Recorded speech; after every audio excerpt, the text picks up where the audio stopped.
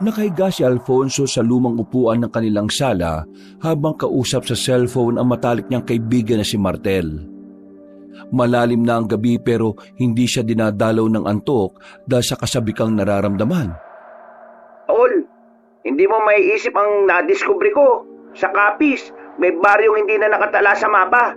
Ang tawag, Baryo Luntian. Dati daw, ginawang tagwan ng mga Kastila ng kanilang ginto at mga relikya. Ang swerte talaga at hanapon ko to ng lugar na mag-isa.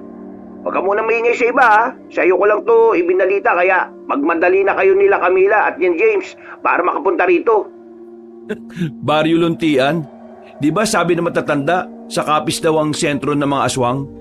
Sigurado ka bang safe sa lugar na yan ha? Talagang diyan mo pa naisipan pumunta ha? Kakaiba ka talaga, tol. Naku, uunahin pa ba natin yung mga aswang-aswang na yan? Pagkakataon na natin to para magkaroon ng malaking break sa pagyaman, tol. Sa bagay. Pero sure ka ba na legit yung sinasabi mong treasure? Baka mamaya gawa-gawa lang yan ng mga taga rin sa Baryo Luntian. Eto naman, kung gawa-gawa lang, bakit may lumang dokumento akong nahukay sa library ni Lola Imelda ko? Nakasulat doon, ang yaman ay nakatago sa lupa ng mga nawalang kayamanan. Sigurado akong totoo to. Kaya nga ako munang nagpunta para makumpirma yung nasabing lugar Biruin mo, tol. Sinunod ko lang yung lahat ng instruction sa lumang dokumento. At yun na nga, wala! Nakarating na ako rito. Mas malaking tulong kung magpupunta tayo rito kaagad-agad. Hindi na muna nagsalita si Alfonso. Patuloy lang siyang nakinig sa mga sinasabi ni Martel sa kabilang linya. Sa pagiging treasure hunter niya sa loob ng ilang taon, ay hindi na bago sa kanya mga kwentong katulad nito na parabang alamat na lang kung tutuusin. Kadalasan, katang-isip na lang talaga at wala silang natutunto na kayamanan. Pero habang pinakikinggan niya ngayon ay tila iba ang tono ng matalik niyang kaibigan. Mahalatang seryoso talaga ito sa mga sinasabi. Uy, ano na? Di ka na nagsasalita dyan. May kausap pa ba ako? Oo, nandito pa ako. Nag-iisip lang ako kung anong gagawin Huwag mo nang pag-isipan pa. Halina kayo rito, habang wala pang ibang nakakatuntong sa lugar na ito. Mamaya maunahan pa tayo ng ibang tao Delikado kapag ang mga sakim na politician ang napunta sa kayamanang makikita natin. Idagdag mo pa yung mga rebelde na pakalat-kalat sa iba't ibang probinsya. Wala ka bang tiwala sa best friend mo, ha? Ito naman, nagtampo ka agad. Basta kung totoo yan, kasama mo ko. Alam mo namang hindi ako uurong sa ganitong misyon Pero teka, sigurado ka bang ligtas at walang aswang? Alam mo naman na kapag binabanggit ang Capiz yung kaagad ang kaisipan ng mga tao. Ay nako, alam mo naman ng mga tao. At saka kahit saan naman may aswang at hindi lang sa Capiz. Diyan nga sa Maynila, marami lalo na paggabi. Naninitsit pa sa'yo sa dilim, tapos aalokin ka ng 150. Sira ulo, ibang aswang naman yun Teka tol. Oh, anong problema? Bakit bigla ka nalang sumeryoso dyan? Naputol ang boses sa kabilang linya, pero may mga narinig pang boses si Alfonso na hindi niya maintindihan. Anong nangyari ron? Sinubukan niyang i-dial ulit ang numero ng best friend pero hindi na yon sumasagot. Napakibit-balikat na lang siya at ipinagsawalang bahala na lang muna ang tungkol dito. Akala niya kasi ay ayos lang ang lahat. Pero lingid sa kanya ay may nangyayari ng kakaiba sa kinaroroonan ng matalik niyang kaibigan. Kinabukasan, sinubukan muli ni Alfonso na tawagan si Martel subalit ring lang ng ring ang nasa kabilang linya. Paulit-ulit siyang tumatawag hanggang sa tuluyan na lang mag-cannot be reached na lang ang narinig niya. Ano na nangyari sa taong yun? Hindi naman siya nagpapalobat ng sipi. Parang nakakapag-alala tuloy Dahil dito, matapos siyang mag-asikaso ng sarili, ay umalis siya ng bahay at tinawagan ng girlfriend na si Camila, pati ang isa pa niyang kasamahang treasure hunter na si James. Nagkita sila sa isang fast food chain at habang kumakain at nagkakape ay napag-usapan nga nila ang tungkol sa sinasabi ni Martel kagabi. Sir Fonso, ito po, sa akin lang naman Pero kung ako sa'yo huwag ka nang makisangkot sa sinasabi ni Sir Martel. Biruin nyo, Capiz pa talaga yung tinutukoy niyang lugar. Pero maganda sa Capiz at wala naman ako nakikita masama. Taga roon kaya yung katrabaho ko. Ilang beses na rin ako nakapunta roon. Sumama na nga rin ng isang beses yung boyfriend ko Wala naman sigurong masama kung makikinig tayo sa sinasabi ni Martel. Ang sa akin lang naman, Ate Camila. Alam naman natin ang reputasyon ng lugar na yun pagdating sa kababalagan. Naintindihan kita. Pero si Martel na yun, di ba? Hindi naman basta-basta magkukwento ang taong yun ng walang basihan. Hindi mema yung best friend nitong boyfriend ko. Yung bang mema sabi lang? Talagang based on fact yun palagi. Maingat na tao yun Pagdating sa ganyan, at ayaw niyang napapahiya. At saka, treasure hunter tayo. Kung totoo ngang mayaman, malaking bagay yun. Paano po kung delikado? Di po ba hanggang ngayon hindi na sumasagot si Sir Martel, di ba? Sa pagkakatanda ko, hindi talaga nagpapalobat ng CP yun Kaya imposibleng hindi siya sasagot sa tawag lalo na't importante. Ayaw ko mang sabihin to. Baka posibleng may nangyari sa kanya sa sinasabi niyang lugar. Delikado. Yun na nga ang isa ko pang pinag-aalala Kung may nangyari man sa kanya, hindi ko kayang pabayaan si Martel. Pupuntahan ko siya sa Baryo Luntian. Alam niyo po ba kung saan yun? Malawak din po kasi yung Capiz, Sir Fonso Diyan naman tayo palagi nagsisimula sa malawak na lugar hanggang sa paliit ng paliit at hanggang sa makita natin. Wala nang dapat na aksaying oras. Pupunta na ako sa Capiz. Sasama ko. Hindi ako papayag na mag-isa ka lang na pumunta ron. Siyempre, hindi rin naman ako magpapaiwan sa adventure na to, no? Para na rin makita natin si Sir Martel kung saan man siya napadpad. Wala nang ang inaksayang oras ang tatlo. Matapos nilang makapagayos ng mga dadalhin, ay nagbiyahe na nga sila patungong Capiz. Pagdating sa nasabing probinsya, habang nasa bus ay nakatanaw lang si Alfonso sa bintana. Iniisip niya pa rin ang huling usapan nila ni Martel. Bago ito hindi na sumagot hanggang sa ngayon. Napaisip tuloy siya habang punong-puno ng pag-aalala ang mga mata. Nasaan ka ba, Tol Martel?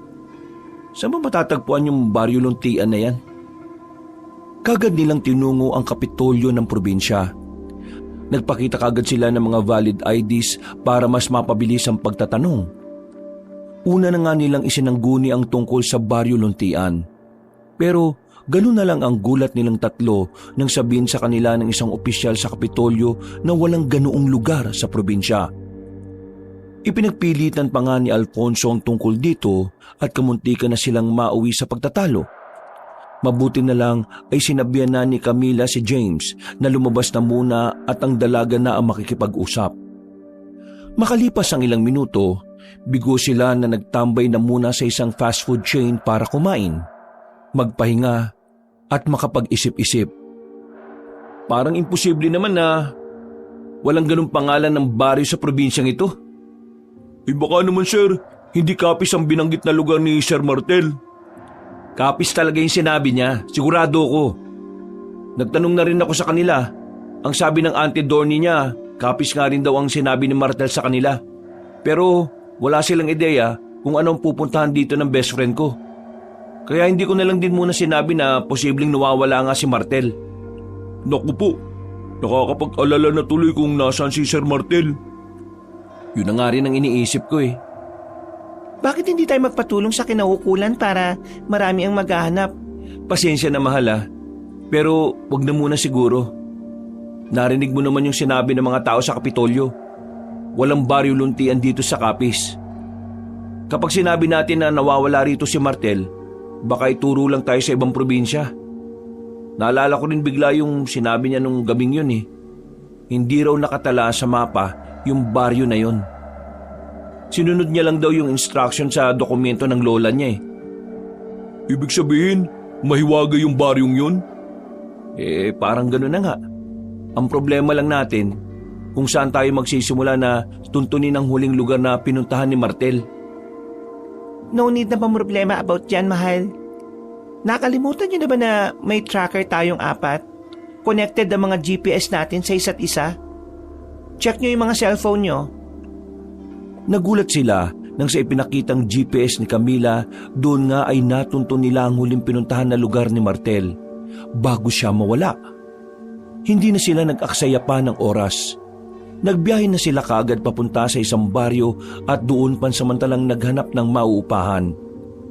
Napagdesisyonan kasi nilang magtagal doon para mahanap nga ang nawawalang si Martel pati ang nasabing tila mahiwagang baryo ng luntian.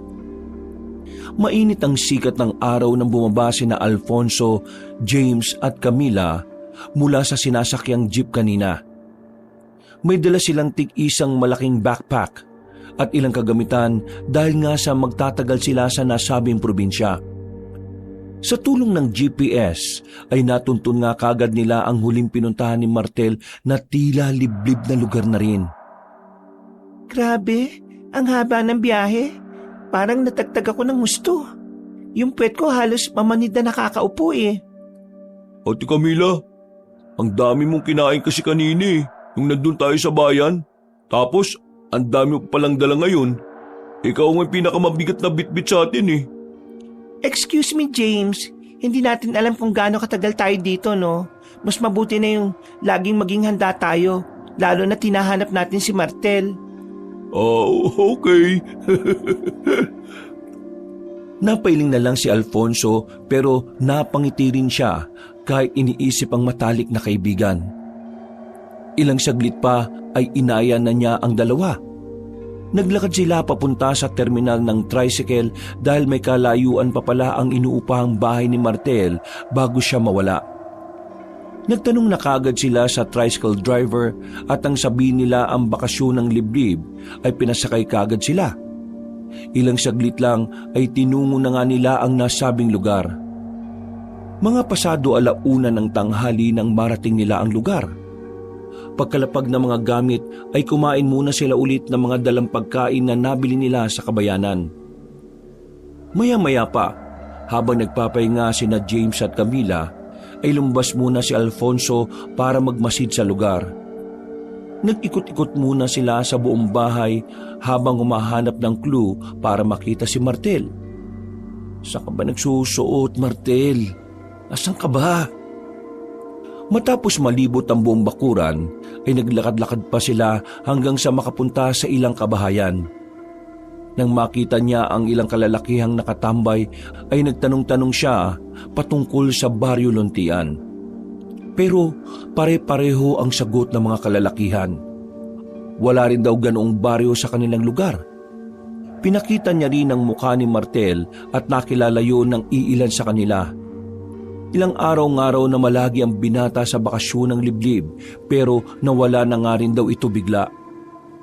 Matapos makakuha ng mga impormasyon, ay dali-dali siyang bumalik sa inuupahan nilang bahay. Doon ay naabutan niya sina James at Camila na nag-uusap. Oh, anong meron guys? Mahal, nabuksan na namin yung isang kwarto. Tama nga yung hinala natin kanina, na ito yung tinutulugan ni Martel. Nakita namin yung ilang gamit niya. Mga hindi pa nagagamit yung iba. Ibig sabihin, ilang araw pa lang siya rito. Nakita niyo ba yung cellphone? Hindi nga eh. Kahit yung mga importanteng gamit na dinadala natin, kapag may hinahanap tayo, wala rin. Malamang, dala niya yung mga yon. Nagtanong-tanong din ako sa labas kanina May mga taong namumukaan siya. At ang sabi nga nawala na lang daw siya bigla. Sana naman okay lang si Sir Martel. Nag-aalala ako para sa kanya. Pero hindi ko naman nararamdaman na nasa kapahamakan siya O sige na, magpahinga na muna tayo dahil medyo mainit sa labas. Mamaya mga bandang 4:00, saka tayo lumabas at maghahanap-hanap sa kakahuyan. Pati sa bundok hanggat maaari. Malakas ang kutob ko na nandun yung sinasabi niyang tagong lugar. Paano kung may salaman kayong sinasabi niyang instruction dun sa dokumento ng Lola Imelda niya? Paano kung bigla na lang naglaho sa hamog yung lugar? Parang yung katulad sa Biringan o yung iba pang mystical place dito sa Pinas. Pasensya na James pero hindi ko rin talaga alam ang sagot sa tanong mong yan eh. Sana nga ganun yung nangyari. Kung ganun, kailangan natin ng mga paranormal expert. Seryoso ka ba dyan, James? Opo ate, malay natin di ba? Makatulong sila na mahanap kung nasaan si Sir Martel. Napapanood ko kasi sa mga palabas na ganun ang nangyayari. Para mahanap ang kinuha ng mga engkanto o kung anuman, dumudulog sila sa mga paranormal experts. Yan, kakapanood mo ng mga kababalaghan. Mga treasure hunter tayo, no? Hindi tayo into some kind of paranormal experts na yan. Sige na, mamaya na natin pag-usapan yan. Magpahinga na muna tayo para mas makapag-isip.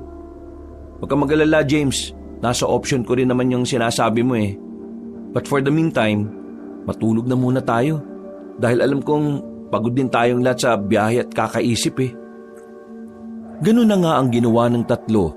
Pagkalipas ng ilang oras, pasado 4:30 ay sabay-sabay silang lumabas para magtanong-tanong at maghanap na rin ng clue kung saan na napunta si Martel. Pero katulad ng nauna nang nangyari kay Alfonso, bigo silang makakuha ng iba pang impormasyon. Bukod sa nagsasabing may ilan ngang namumukhaan si Martel, pero walang nakapagsasabi kung nasaan talaga siya huling nakita at bukod dito ay nabigurin silang matunton ang nasabing Baryo Luntian. Dumaan na lang sila sa talipapa at bumili ng makakain para sa hapunan bago bumalik sa bakasyon ng liblib. Habang nagluluto si Camila, nag-usap na muna sila patungkol sa mga dapat gawin. Kung walang nakakaalam ng Baryo Luntian, ano natin hahanapin si Sir Martel? Bukod sa lugar na to wala na po tayong basehan kung saan siya makikita eh. Malaking tulong naman na nalaman natin kung nasaan siya huling natagpuan. Kilala ko si Martel. Siguradong mag-iiwan yun ng mga palatandaan. O kung hindi naman, hindi yun lalayo rito. Ano po yung gagawin natin? Hindi tayo susuko. Kahit anong mangyari, kailangan natin makita si Martel at maisama pabalik sa atin. At kung sakali mang nahanap na niya yung lugar kung saan nandun yung sinasabi niya kayamanan, mas maganda, hindi ba? Sana nga po. At ayos lang talaga si Sir Martel. Sa ganito mga panahon, importante na maging optimistic tayo. Walang dapat po ang pagiging negatibo dahil hindi ito makakatulong sa atin. Napakibit-balikat na lang si James at kasunod nito ay humingi na rin ng tulong si Camila para madaling matapos ang niluluto niyang sinampalukang manok. Samantala, nagmasid-masid naman ulit si Alfonso sa kwartong tinulugan ni Martel. Naghanap pa na ulit siya ng clue hanggang sa makita ang isang lumang notebook. Aba, journal to ni Martel ah. Bakit niya iniwan dito? Lagi niya itong dinadala kapag lumalabas siya. Ay nako, ano kayang nangyari rito? Posible kayang may nanloob sa kanya at nakidnap siya? Binuklat niya ang nasabing journal at pagdating sa kalagitnaan ay nakita niya ang huling sulat doon ni Martel. Ilang araw bago ito mawala, binasa ito ng malumanay ni Alfonso habang nakaupo sa kama. Nararamdaman ko nang makikita ko ang nawawalang Baryo Luntian. Noong nakaraang araw, inumpisan ko ang paggawa ng mga instruction sa lumang dokumento ni Lola Imelda. Success ang una kong ginawa. Kailangan ko na lang sundin ang 4 pang natitira. Parang palagay ko, para siyang hugis bituin kung susumain. Parang susi ito papasok sa Baryo Luntian. Totoo pala talaga. Ang buong akala ko gawa-gawa lang to. Pero totoo talaga. Hindi ko alam kung paano naitago ang baryo. Kung anong klaseng salamangka o magic ang ginamit nila. Wala akong idea. Pero totoo talaga. Kaya hindi malayong totoong-totoo rin ang kayamanan na tinatago ng mga Kastila noon sa nasabing baryo. Kapag nakapasok na ako, saka ko sasabihin sa best friend ko ang tungkol dito. Hanggang dito na lamang muna. Napabuntong hininga si Alfonso dahil wala nang kasunod ang sinulat ng matalik niyang kaibigan. Kaya pala, hindi alam ng mga taong tungkol sa Baryo Luntian. Talagang nakatago pala yung Baryo Luntian na yun. Posibleng nandun na si Martel. Pero, paano namin matutuntun yung baryong yun kung hindi namin alam ang daan? Natigilan na siya matapos makarinig ng tila mga yabag sa labas ng bahay. Tumayo siya at sumilip sa labas pero wala naman siyang nakitang tao roon. Ihip lang ng hangin ang narinig niya kaya hinawi na lang niya ang kurtina paloob at lumabas na ng kwarto si Martel. Nang nasa kusina na, habang naghahapunan ay dinidiscuss niya sa mga kasama ang tungkol sa nabasa sa journal ng matalik niyang kaibigan. Nagulat sina James at Camila matapos kang marinig ang tungkol sa nawawalang baryo ng Luntian. Paano natin siya makikita, Sir Fonso? Kung di naman natin alam yung instruction para makapunta sa Baryo Luntian. Kasi sa pagkakaintindi ko, yung instruction lang dun sa lumang dokumento ni Lola Imelda ang way papunta sa lugar na yun eh. Yun na nga ang nagpapasakit ng ulo ko eh. Paano po kung trap na siya sa lugar na yun at di na niya alam ang daan pabalik? Wag mo nang pasakitin palalo ulo ko, James. Nagsasabi lang naman po ko ng mga posibilidad na pangyayari, sir. Palagay ko naman, kung meron instruction si Lola Imelda papunta sa Baryo Luntian, malamang meron din yung instruction kung paano makakalabas ng lugar na yun.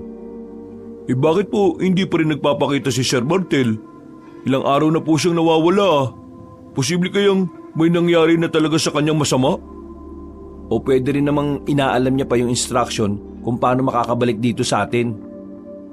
Sa tingin ko, mahal, yung suggestion ni James na manghingi tayo ng tulong sa mga paranormal expert, gawin na natin. Wag na muna. Ayaw ko makaagaw din tayo ng atensyon sa ibang tao. Sa ngayon, tayo-tayo na lang muna ang gumawa ng paraan para kapag wala na talagang pagpipilian, hahanap na tayo ng makakatulong sa atin. Basta, isikreto na lang muna natin ang tungkol dito. Delikado rin kasi kung sakali mang totoong may tagong yaman sa nasabing baryo na yun eh. Naunawaan naman ni na James at Camila ang nais iparating ni Alfonso. Kaya sinunod nila ang nais nun. Nang lumalim na ang gabi, nakaupo si Alfonso sa veranda ng kanilang inuupahan. Tinititigan niya ang kagubatan habang nakikinig sa ingay ng mga kuliglig. Biglang bumukas ang pinto at lumabas si James na may daladalang 2 bote ng alak na kasama sa nabili nila kanina. Sabi ko na hindi ka pa natutulog eh. Sir, ito po, 1 bote muna. Hindi ka talaga nawawala ng alak no? Kailangan natin to sir para pampaimbing ng tulog. Sa bagay, tama ka. Hindi rin talaga ako pinatutulog ng pag-iisip ko kay Martel Ayaw ko mang isipin yung mga sinasabi mo kanina na baka may nangyaring hindi maganda sa kanya. Pero hindi rin naman may sasantabi yun. Sana lang talaga ayos siya. Sabi niyo nga po sir, di ba? Maging optimistic lang tayo. Stay positive, di ba? Natigilan na si James sa pagsasalita dahil nakarinig sila ng kaluskos malapit sa kanilang pwesto. Pagtingin nilang dalawa sa halamanan sa kanan ay nakita nilang may kung anong gumagalaw doon. Dali-daling binuksan ni James ang flashlight ng kanyang cellphone at itinapat doon ng ilaw. Tila gumagapang ang kaluskos kaya sinundan nila yun ng tingin habang sumusunod din ang flashlight dito. Nagkatinginan pa sila ng sabay. Kinukutuban. Dali-daling kinuha ni Alfonso ang lisensyado niyang baril na nakatago lang sa likod niya. Tumayo sila pareho at naglakad pababa sa veranda. Sino yan? Lumabas ka dyan! May baril ako rito! Papuputokan kita kapag hindi ka lumantad! Tila natakot kung sino mang nagtatago sa halamanan. Lalong lumakas ang kaluskos hanggang sa lumayo na yon. Sinubukan nilang habulin pero mula sa hindi kalayuan ay nakarinig na sila ng nakakakilabot na alulong ng aso. Sabay silang napahinto at napatingin sa nila lang na hahabulin sana nila. Nakita nila ang itsura ng isang matandang babae pero nakalayo na yon. Hahabulin pa nga sana ni James pero pinigilan na siya ni Alfonso. Bakit niyo ako pinipigilan? Maabutan ko naman yung matandang babae na yun eh. Narinig mo ba yung alulong kanina? Opo. Alam mo naman ang kasabihan patungkol sa pag-alulong ng mga aso, di ba? Opo sir, pero totoo ba yun? Sa mga ganitong klase ng probinsya, mas mainam nang pakinggan natin ang mga ganoong pamahiin. Alalahanin mong wala tayo sa Maynila. Halika na, bumalik na tayo. Doon na rin natin ubusin yung iniinom nating alak. Sige sir, noted po. Sabay na nga silang bumalik sa loob ng bahay at ipinagpatuloy ang pag-uusap habang inuubos ang tig-isang bote ng alak. Nang matapos na, ay nagpaalam na siya kay James na naiwan sa sala dahil gusto pa nitong uminom ng isa pang bote. Pagdating sa kwarto ay tumabi na siya kay Camila na nahihimbing na sa pagtulog. Bago matulog ay napaisip pa siya tungkol sa matandang babaeng nakita nila kanina. Ano kaya minamatyaga na matandang babae na yun dito? Hindi kaya may kinalaman siya sa pagkawala ng best friend ko? Bukas, dapat makita ko siya. Mahal, matulog ka na. Baga pa tayong pupunta sa gubat para maghanap ng mga clues na magtuturo sa kinaroroonan ni Martel, di ba? O sige mahal, tulog ka na. Tulog na tayo. Niyakap na nga niya ng maigpit ang girlfriend at nakatulog na sila na mahimbing. Kinabukasan, habang nag-aayos sila ng gamit, may biglang kumatok sa pinto. Nang pagbuksan niyo ni James ay tumambad sa kanilang paningin ng isang matandang babae. May kulay abo na itong buhok at nakasuot ng lumang saya at may lumang kahoy na hawak bilang tungkod. Nagkatinginan sina Alfonso at James dahil namumukhaan nila ang nasabing estranghera. Si Camila naman ay tila nagtataka dahil wala siyang kamalayan sa mga nangyayari. Ikaw yung kagabi ah. Ano pong ginagawa niyo dito? Bakit niyo po kami minamatyagan kagabi? Pasensya na sa pagmamatsyag ko kagabi. Kaya nga ako naparito para magpaliwanag sa inyo. Nagulat lang din kasi ako nang marinig ko doon sa mga kabahayan na may tao na ulit dito sa bakasyon ng liblib. At kung hindi ako nagkakamali, hinahanap niyo ang dating umuupa rito, hindi pa? Kilala niyo po si Martel?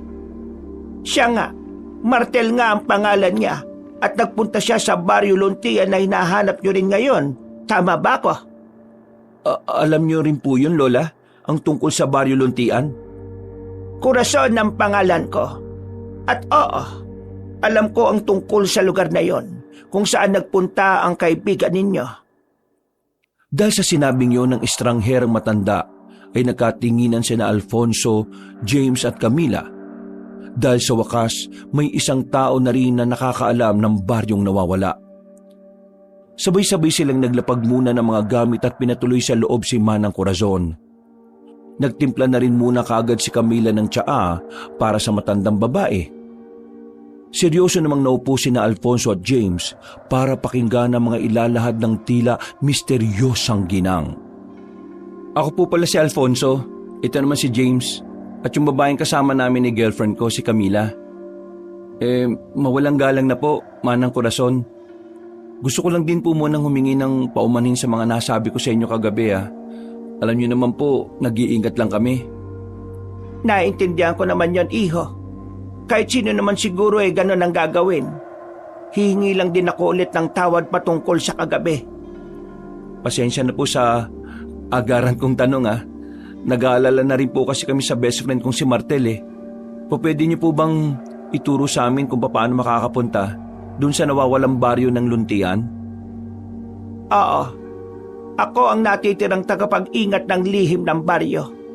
Matutulungan ko kayo pero bago yon ay nais kong itanong. Handa ba kayong harapin ang kapalit? Ano naman po yung kapalit? Baka naman po binubudol niyo lang kami ah. Uunahan ko na po kayo. Mukha lang po kaming mayayaman pero hindi pa kami mapepera. Salamat, iho. Pero hindi naman ako nangangailangan ng pera. Sa Baryo Luntian, nagkalat lang ang ginto pero hindi to pinapansin ng mga taga doon dahil hindi naman lahat ng yaman ay ginto. Nagkatinginan sina Alfonso at James habang si Camila ay kadarating lang at takang-taka habang iniabot sa matandang babae ang tsaa. Dahil kasi sa sinabi ni Manang Corazon ay nakumpirma nila na maraming natatagong yaman ng Baryo Luntian. Kitang-kita ang mga ngiti sa mga mata nila, lalo na kay James na halos magningning na kaagad ng mga mata sa pag-iisip ng ginto.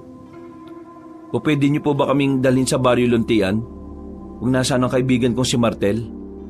Kung tutulungan niyo po kami, pangako po na babayaran po namin kayo sa abot ng aming makakaya. Katulad nga ng sinabi ko kanina, tutulungan ko kayo.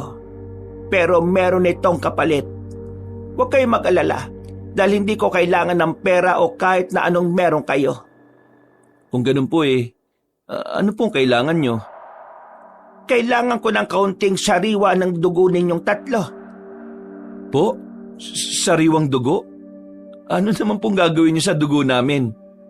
Huwag kayong matakot at huwag niyong masamain ang hinihingi ko. Ang patak ng dugo niyo ang isa sa kailangan para makapasok sa nawawalang baryo. Sinabi ko na kanina na ako ang natitirang tagapag-ingat ng baryo at para mabuksan ang lagusan ay kailangang gawin ng isang importanteng orasyon. Ang orasyon ay nangangailangan ng dugo ng mga papasok sa Baryo Luntian. Ganun po ba?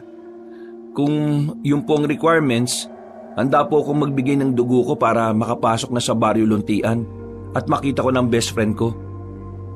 Ako rin, excited na akong makita ang makinang na nawawalang baryo. Kung ganun, pwede na nating simulan kahit anong oras? May tanong lang po ako sa inyo, Manang. Bakit niyo po kami tinutulungan? At nakakapagtaka lang dahil wala kayong hinihinging kapalit. Magandang tanong yan, Ineng. Gusto ko lang na makuha niyo na ang kaibigan ninyo. Ayaw ko na rin may nagtatagal sa Baryo Luntian, lalo na sa mga katulad ninyo. Kung ganun alam niyo po na mga treasure hunters kami? Oo. Marami-rami na rin ang mga katulad niyong naganap sa Baryo Luntian pero kayo lang ang pinahintulutan ko. Hindi dahil sa gusto ko, kundi dahil ang kaibigan niyo. Kailangan niyo na siyang isama pabalik. Sinabi niyo po kanina na maraming ginto sa Baryo Luntian. Okay lang po ba kung kukuha kami ron? Siyempre naman, okay na okay lang yun, di po ba? Napapaismid lang ng ngumiti si Manang Corazon. Kaya tila mas lalong nagduda si Camila sa ikinikilos ng kanilang kausap. Iba talaga ang kutob niya sa matandang babae. Pakiramdam niya ay maiba itong pakay sa kanila. Ngumiti si Manang, ibig sabihin pwedeng-pwede natin kunin ang mga ginto. Ito na yung break natin. Tama si Martel, sir. Yayaman na tayong lahat nito. Tara na, at nai-excite na ako. Sigurado po ba kayo naligtas ang baryong yon? Ate Camila naman, anong klaseng tanong yan? Mapupurnada pa tayo nito kapag nagkataon Pasensya na po sa tanong ko pero nagtataka lang ako dahil bakit hindi na lang po kayo mismo ang nagpabalik sa kaibigan namin kung talagang okay lang siya? Naiintindihan ko ang sinasabi mo, Iha. Pero dahil sa mga kayamanan na meron ng baryo, sa tingin mo ba papayag na umuwi kagad ang kaibigan niyo? Sa tingin ko, kayo lang ang may kakayahang makapagpabalik sa kanya. Naiintindihan ko rin naman kung hindi kayo maniniwala. Pwede na akong umalis ngayon. Pero kung magbago na ang isip niyo hanapin niyo lang ako sa gubat. Sige po, pag-uusapan po muna namin ang tungkol dito. Hindi kasi kami basta-basta na lang pwedeng magdesisyon lalo na't nararamdaman kong hindi basta-basta ang Baryo Luntian na sinasabi niyo Sige, naiintindihan ko. Aalis na muna ako para makapag-usap na kayo. Papaalalahanan ko lang kayo na mabilis ang pagtakbo ng oras at hindi natin alam kung ano ang nasa nawawalang baryo. Kaya sana, mapag-isipan nyo na ng mabuti. Maraming salamat sa tsaa. Pag-alis ng matandang babae ay tila nagmaktol si James habang si Alfonso naman ay napapaisip. May punto rin naman kasi ang girlfriend niya kahit gustong-gusto na niya talagang mapuntahan ng Baryo Luntian. Ano ba naman yan, Ate Camila? Bakit mo naman sinabi yun sa matanda? Paano na lang kung magbago ang isip niya na hindi tayo tulungan? E di matatrap na ng tuluyan si Sir Martel sa Baryo Luntian. Huwag kang umasa na parang concern ka talaga kay Martel ah. Kitang-kita ko sa mga mata mo na parang kumikinang naginto lang ang habol mo. Kaya nga po tayo naging treasure hunters, di ba? Para saan pat hindi tayo makaka-interes sa ginto? Yung palay na po mismo lumalapit sa atin eh oh. Inaayawan niyo pa? Hindi sa inaayawan ko. Hindi ko lang makita yung sense ng pagtulong niya na walang kapalit. Siguradong may ibang plano yung matandang yun eh. Nararamdaman kong hindi yun maganda. Eh paano po pala ate kung mali yung pakiramdam niyo na yan? Eh di ano na mangyayari kay Sir Martel doon sa baryo? Hahayaan na lang ba natin siya? Wala naman akong sinabing hahayaan na lang natin siya eh. Kaya nga tayo nag-uusap-usap ngayon. Eh Sir Fonso, ano na po plano niyo? Ginto na yun oh. Baka kapag nagbago pa yung isip ng matandang estranghera na nagkakawang gawa eh, baka maging bato pa yung ginto.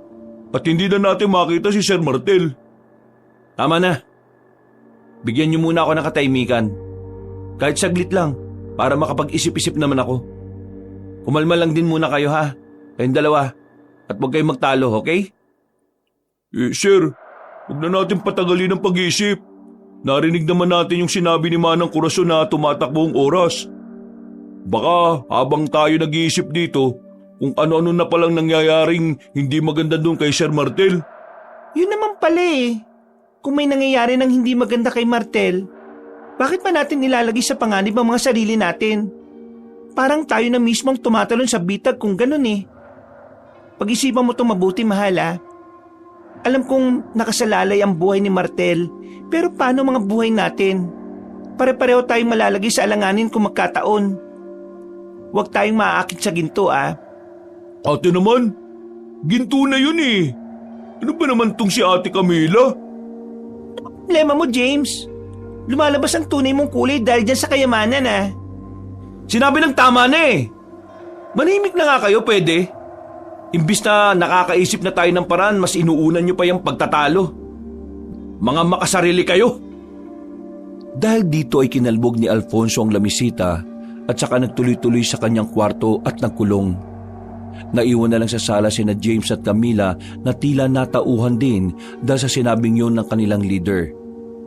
At mula sa hindi kalayuan, lingid sa kanilang lahat ay nakatingin lang pala si Manang Corazon na tila natutuwa sa kanilang pagtatalo-talo. Para bang alam na ng matandang babae kung paano paiikutin ang bawat isa sa kanila.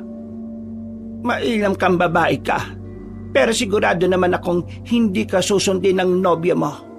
Mas importante pa rin ang buhay ng matalik niyang kaibigan. Naglaho na siya sa kakahuyan pagkasabi nun, habang ang tatlo sa bakasyon ng liblib ay tila nananahimik. Mabilis na lumipas ang oras. Inabot na sila ng tanghali pero wala pa rin kumikilo sa tatlo. Nasa magkahiwalay na kwarto sina Alfonso at James habang si Camila ay nakaupo lang sa sala at nag-iisip-isip. Ilang saglit pa ay lumabas na nga ang leader sa gilid at tinawag silang lahat. Seryosong naupo ang tatlo sa sala. Nakayukod si James at si Camila naman ay nakahalukip-kip habang nakasimangot. Nakapagdesisyon na ako. Ako na lang ang pupunta sa Baryo Luntian. Ha? Anong ikaw lang? Para wala ng gulo. Well, kung yan ang desisyon mo, sasama ako. Kahit sa ayaw o gusto mo, sasama ako dahil desisyon ko naman to. Ako rin sir, sasama ako. As usual, sasama ka dahil sa ginto, hindi para makita si Martel. Isipin mo na gusto mong isipin sa akin ate. Wala na akong magagawa dyan.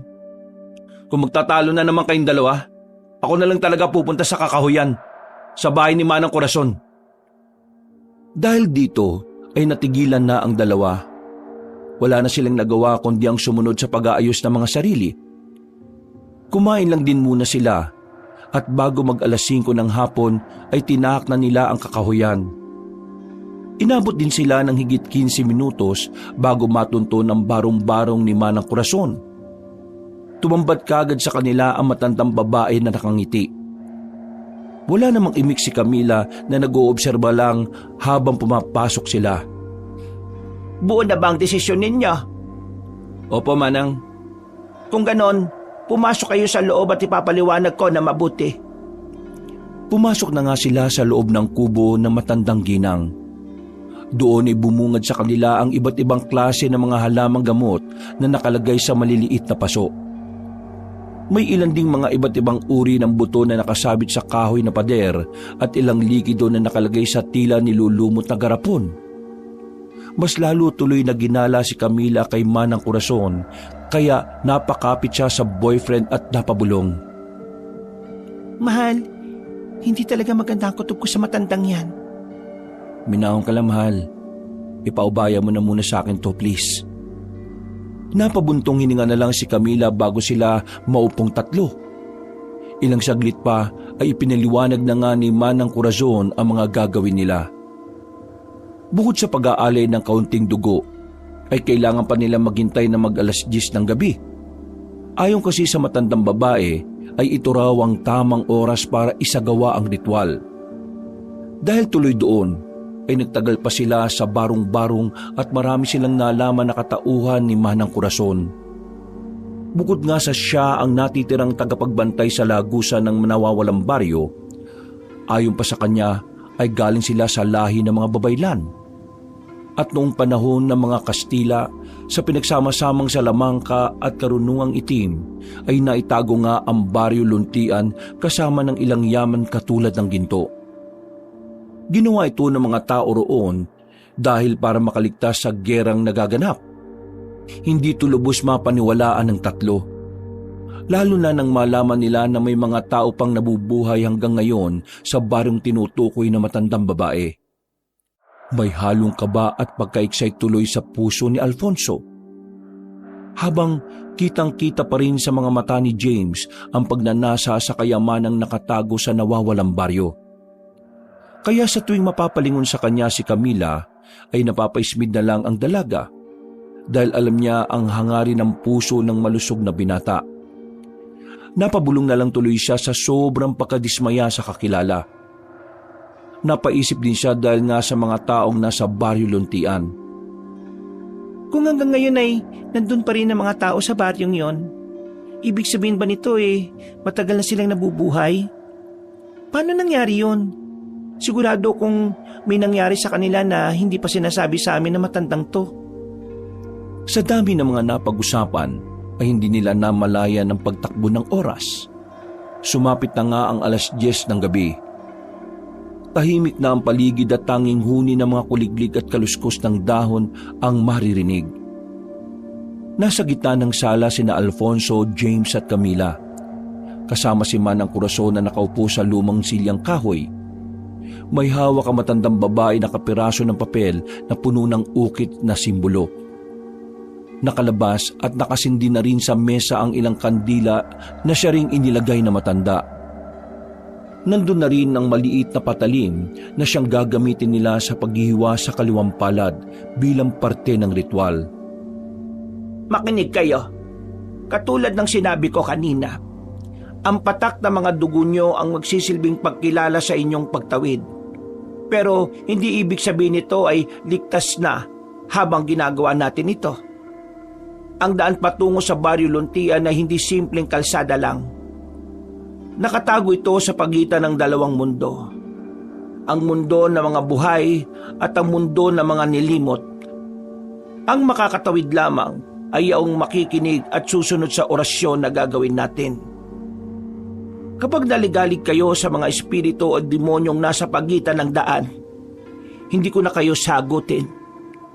Katulad ng sinabi ko kanina, ituon nyo lang ang sarili sa pagtawid sa lagusan kapag nakabukas na ang daan. Mahal, sigurado ka na ba talaga rito? Pwede pa tayong umatras. Iba talaga ang kutob ko Pasensya na, mahal, pero hindi kita mapagbibigyan ngayon. Alam mo naman kung gaano kaimportante sa akin si Martel. Hindi ko lang siya basta best friend. Kapatid at kapamilya ko na siya. Alam mo naman ang naging sitwasyon ko noon, di ba? Na sila lang ang kumupkup sa akin. Kaya sana maintindihan mo ko, mahal. Naintindihan ko naman yun eh. Pero nag-aalala lang talaga ako, mahal. Umawa ka lang ng maigpit sa kamay ko, mahal. Sabay-sabay tayong papasok. Hindi kita iiwan, promise. Ihandaan niyo na ang inyong mga sarili. Kapag sinimulan ko na ang orasyon, sigurado kong may mga lilitaw na hindi niyo maiintindihan. Huwag kayong lalapit. Huwag kayong bibikas ng kahit na anong salita maliban sa mga ituturo ko. Kapag may isa sa inyong pumalya, siguradong tatangayin kayo ng mga elemento sa pagitan ng lagusan at hindi na kayo makakabalik pa. Dahil sa sinabing yun ni Manang Corazon, ay lalong kumabog ang dibdib ni Camila. Pakiramdam niya sa bawat salita ng matandang babae ay may bigat na parang bumabalot sa kanilang tatlo. Nang masiguro na handa na ang lahat, ay inilabas na ng babaylan ng 4 na kandilang itim at sinindihan. Iniligay niya ito sa 4 na sulok ng lamisita kasamang iba pang mga kandilang naroon na. Umaningaw-ngaw ang himig ng malamig na hangin kahit nakasara ang mga bintana. Damang-daman nila ang kakaibang enerhiya na may dalang kabigatan. Lalong napahigpit ang kapit ng kamay ni Camila sa kanyang boyfriend. Si James naman ay tila nanginginig pa rin ang mga mata dahil sa pagka-excite na makita ang kayamanan sa Baryo Luntian. Nagsimula ng kumumpas sa hangin si Manang Corazon. Pagkalaon ay mas lalong tumindi ang lamig sa kapaligiran. Sinimulan na niya ang pagbibigkas ng orasyon. Mga kakaibang salita na siya lang ang nakakaunawa. Dahil dito ay tila mas tumindi ang bigat ng kapaligiran. Damang-daman nila ang mga yon na parang sila'y hinahatak na matinding gravity pababa. Napaikpit lalo ang paghahawak kamay ni na Alfonso at Camille dahil patindi ng patindi ang kakaibang enerhiyang bumabalot sa paligid.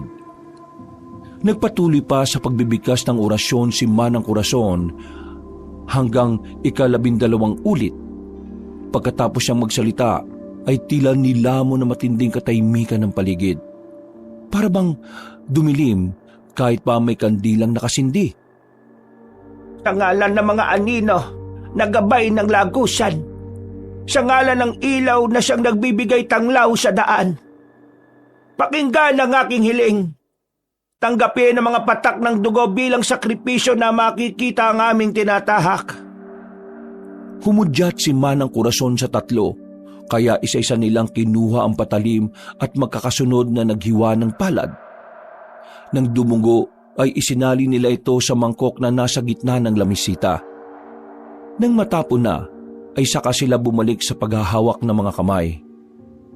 Nagpatuloy naman ang matandang babae sa pag-uorasyon. Muling tumindi ang lamig ng kapaligiran dahil dito hanggang sa muli na namang mabalot ng katahimikan ng paligid. Kitang-kita nila kung paanong kumulo ang mga dugo nila na nasa mangkok. Ito naman ang nagsilbing hudyat para kay Manang Corazon. Muli sa ngalan ng mga anino na gabay ng lagusan, sa ngalan ng ilaw na siyang nagbibigay tanglaw sa daan, pakinggan ang aking hiling. Buksan ang lagusan patungo sa badong hindi nakatala sa mapa. Paintulutang makapasok ang may sakripisyong dugo sa Baryo Luntian. Habang sinasabi niya ang mga kataga, napansin ni na Alfonso na ang mga kandila ay nagbabago ng kulay. Mula dilaw, naging berde at kalaunan ay naging itim. Mahal, Fonso, nakikita mo ba yon? Ang apoy? Oo, mahal. Pero huwag ka muna magsalita. Sabi ni Manang, di ba? Sundin na muna natin siya. Habang tumatango ang dalagang takot na takot, ay nagpatuloy naman si Manang Corazon sa orasyon. Habang bumibigkas siya ng mga kataga, ay unti-unting lumitaw ang mga aninong parang usok mula sa sahig. Gumalaw ang mga yon na parang may sariling buhay at tila bumabalot sa paligid nila. Diyos ko, ano to? Hindi na to normal, mahal. Kumapit ka lang na mabuti sa akin, mahal, at sundin natin ang mga sasabihin ni Manang Corazon. Tumingin lang kayong lahat sa kandila. At katulad ng sinabi ko kanina, huwag niyong pansinin ang mga aninong nagsusulputan. Huwag niyong pakikinggan ang anumang sinasabi nila. Sa gitna ng takot, Pinilit ni na Alfonso, James at Camila na mag-focus. Nakikita nila ang mga anino na tila nagsusulputan ng mga mukha na may mga matang walang puti at mga bibig na puno ng ngipin. Unti-unti na rin nilang naririnig ang mga kung ano-anong hinaing na mga ito, pero katulad ng bili na matandang babaylan ay hindi nila ito pinansin. Hanggang sa biglang may narinig silang malakas na ugong mula sa labas ng bahay. Umuga ang dingding dahil parang may malaking nilalang na tila nagpupumilit na pumapasok. Mahal, Fonso, may kumakalabog sa labas. Natatakot na talaga ako. Itigil na natin to. Wag! Makinig kayo mabuti. Wag na wag kayong titigil kahit na ano mangyari. Isa na lang ang bersikulo at makakatawid na kayo sa Baryo Luntian. Sinikap ng dalaga na sundin ang utos na matandang babae pero mas nadala siya sa takot. Nagpumiglas siya sa takot pero mas hinigpitan lang ni Alfonso ang paghawak sa kamay ng girlfriend niya. Sumenyas na nga ang matandang babaylan na sumabay sila sa sinasabi niya. Ganun na nga ang ginawa nila kahit kitang-kita ang takot sa mga mukha. At sa isang iglap ay nagliwanag na ulit ang lahat ng kandila. Kasunod nito ay sabay-sabay nang naglaho ang mga anino. Tila nasilaw silang lahat, kaya sabay-sabay din silang napapikit at pagmulat nila ay wala na sila sa inuupahang bahay. Sa halip ay nakatayo na sila ngayon sa gitna ng isang baryo. Malawak ang paligid, pero ang mga bahay ay gawa sa lumang kahoy at pawid. Ang mga tao ay tila mga estatwa lang na nakatitig sa kanila. Walang imik, titig na titig lang. Nasaan na po tayo, Manang? Nandito na tayo sa Baryo Luntian. Totoo ba to? Oo, makakasama nyo na ang taong hinahanap ninyo. Nasaan po si Martel? Hindi na ako ang makakasagot niyan, kundi sila. Napatingin sina Alfonso, James at Camila sa mga taong parang mga estatwa na nakatitig sa kanila. Dahil din dito ay nakaramdam sila na matinding pagkailang. Kakaiba kasi ang tingin ng mga taong yon na parabang sinusuri ang buo nilang pagkatao pati ang kaluluwa. Balak na sana magtanong ni Alfonso pero tila tumalim ang tingin ng mga taong nasa harapan nila. Kitang-kita pa nga ni Camila kung paanong parang mamula ang ilan sa mga matang yon. Dahil dito ay muli siyang bumaling kay Manang Corazon. Subalit ganun na lang ang gulat nila dahil nawala na lang na parang bula ang matandang babae. Nasaan na si Manang Corazon? Hindi ko napansin, sir eh. Ikaw, mahal, napansin mo ba kung saan nagpunta si Manang Corazon? Hindi rin, mahal. Saan na nagpunta yun? Natigilan na sila dahil ang mga taong tila estatwang may masasamang titig ay nagsimula ng magsikilos. Napansin nila na tila namumula na ang mga mata ng ilan sa mga ito. Nagkatinginan silang tatlo nang maunawaan na tila hindi ligtas kung mananatili sila roon. Doon lang din napagtanto ni Alfonso na tila tama nga ang kanyang girlfriend na may kakaiba sa Baryo Luntian. Mabilis na gumana ang kanyang instinct. Hinatak niya sina James at Camila at tumakbo sila sa kakahuyang nasa likod.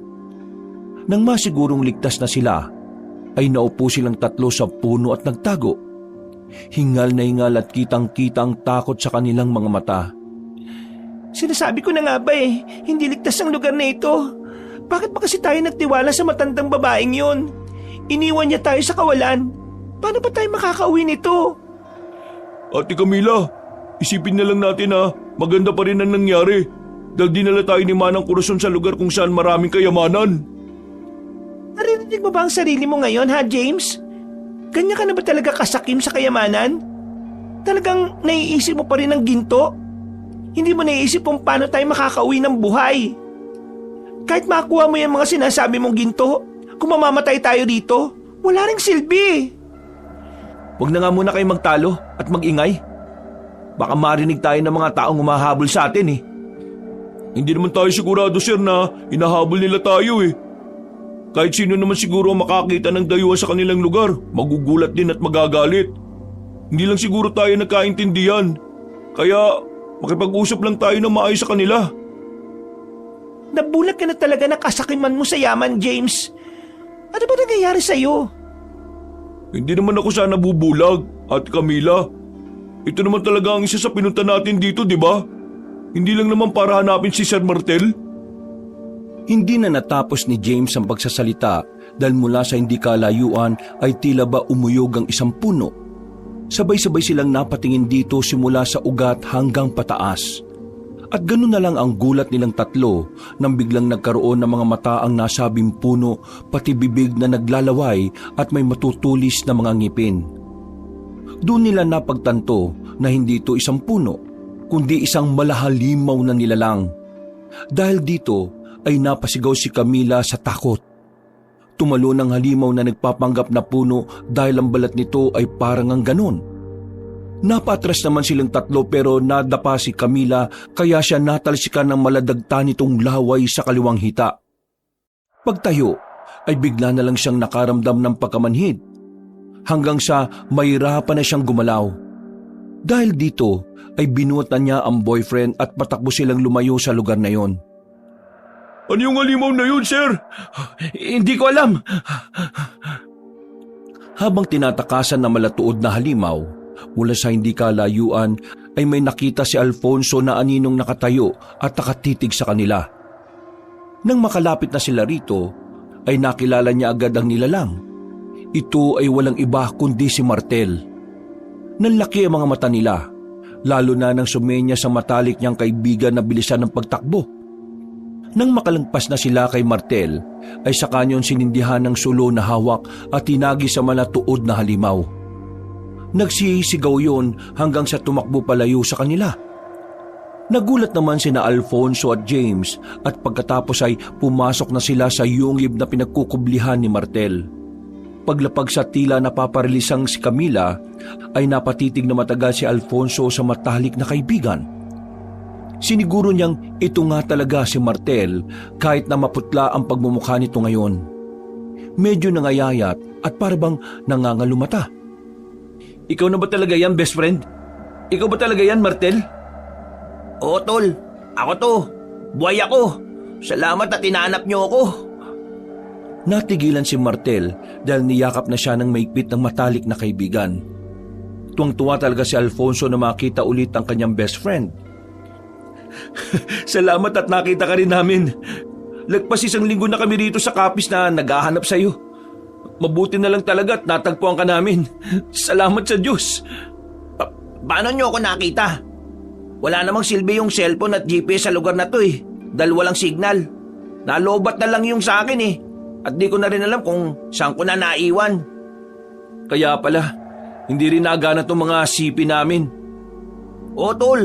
At ang alam ko rin eh, walang ibang daan papunta rito sa Barrio Luntian kundi itong pagsunod sa instruction sa lumang dokumento ni Lola Imelda.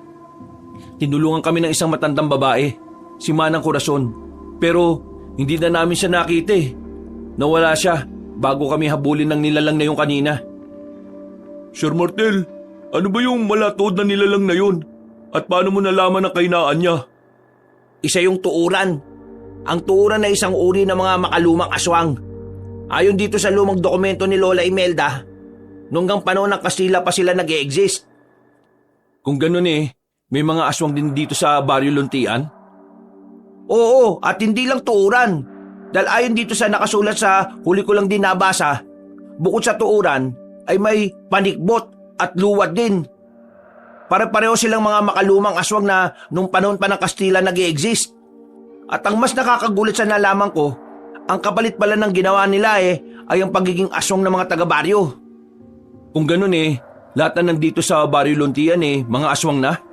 Oo, ang mga taga dito ay hindi na mga ordinaryong tao. Dahil sa nangyaring ritual noon, ang naging kapalit ay ang mismong mga katauhan nila. Pero totoo ba yung tungkol sa ginto at kayamanan? Dahil sa sinabing yon ni James ay tila napaungot si Camila. Pero hindi naman siya makakilos dahil sa pagkaparalisa. Napansin siya ni Martel kaya nagulat ang matipunong binata nang makita ang dalaga na may dagtang laway sa kanyang hita. Nadagtaan ba siya ng tuuran? Hindi ko sigurado pero natalsikan siya ng laway eh. Nakakaparalisa ang dagtang walay ng mga tuuran. Kaya mag-iingat tayo sa laway nila ah. Mabuti na lang at may dala akong halamang gamot galing sa isang barong-barong na nakita ko sa kakahuyan bago magpunta rito sa Baryo Luntian. Inasikaso na nga kagad nila si Camille. Pinainom nila ito ng dalang halamang gamot ni Martel. Ilang saglit pa ay bumuti na ang lagay ng dalaga. Nakakapagsalita na siya pero hirap pa rin na maigalaw ang hita. Nagpalipas sila ng oras sa yungib dahil sinasabi nga ni Martel na yun ang pinakaligtas na lugar sa baryo. Sir, totoo po ba talaga ang aswang? Nakita mo naman di ba kanina? Hindi ko rin ba naniniwala? Naisip ko lang kasi, ang sabi ni Manang Corazon na bago tayo makatawid dito sa Baryo Luntian, nasa pagitan tayo ng kabilang mundo at pagkalimot. Naisip ko lang na baka nananaginip lang tayong lahat at kailangan lang nating magising. Tanga ka ba? Sa tingin mo panaginip lang tong nangyari sa akin? At kung panaginip lang to, hindi mo madadala yung ginto at kayamanang ginugusto mo makuha. Ate naman, huwag ka na magalit sa akin.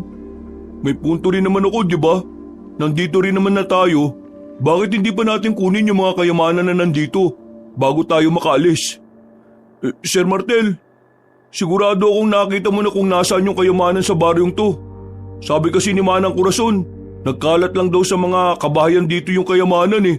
Sakim ka talaga no, James? Sa tingin mo ba makukuha natin yon sa mga taga-baryo na asong na ngayon? Nag-iisip ka pa ba? O puro ginto at kayamanan na lang ang nasa utak mo? Martel, kung nakapunta ka sa lugar na ito, dahil sa pagsunod mo sa instruction sa dokumento ni Lola, sigurado naman na may instruction din dyan para makabalik tayo. Oo, pero pasensya na Camille dahil hindi ganun kadali eh. Nung pumasok ako dito, kinailangan ko magsakripisyo ng isang buhay na hayop, pati ng patak ng dugo ko. Huli ko na lang din nabasa yung tungkol sa kung paano makakalabas dito sa Baryo Luntian eh. Kung hayop lang naman ang kailangan, kukuha lang tayo sa gubat o dun sa baryo. Tapos magpatak tayo ng mga dugo natin. Pero iba na ang patakaran kapag paalis ka na sa Baryo Luntian. Ha? Anong ibig mo sabihin? Hindi na hayop, kundi tao na mismo ang kailangang isakripisyo. Ito pala ang dahilan kaya namatay ang Lolo Marcos ko.